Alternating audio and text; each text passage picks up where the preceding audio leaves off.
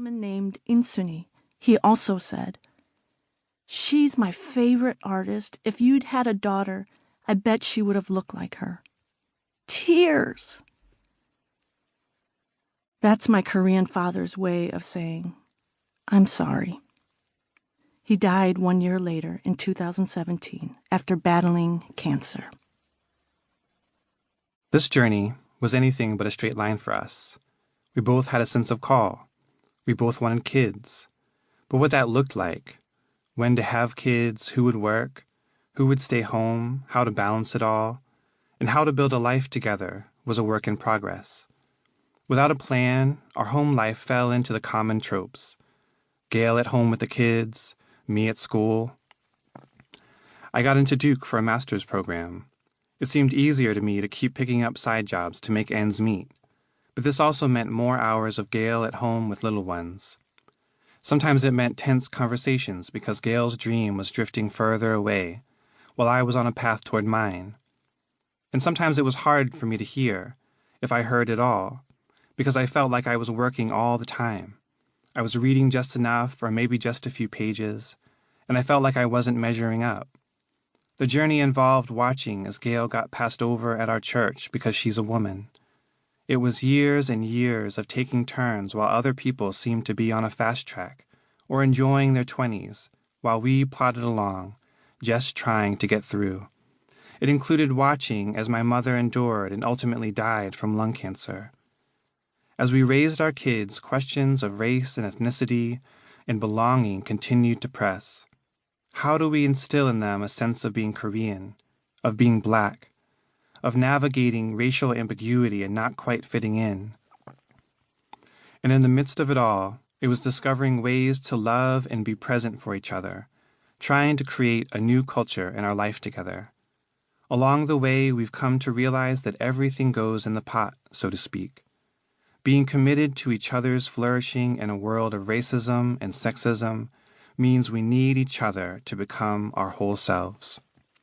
Now we've begun to reflect on our journey more intentionally, as well as the journey we've shared with other couples trying to find their way in a world of difference.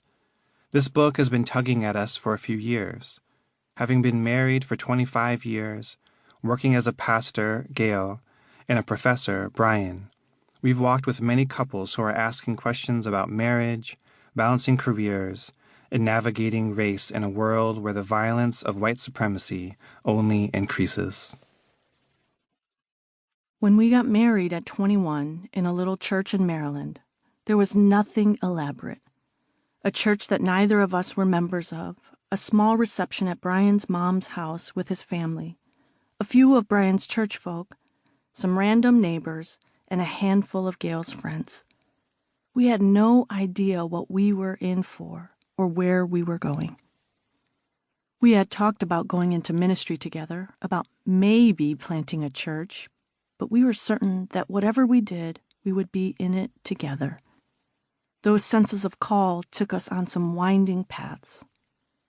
For me, it started as a part-time music director, then volunteer choir director, then worship leader, then seminarian, to associate pastor, to executive pastor, to lead pastor. The path for Brian was just as circuitous.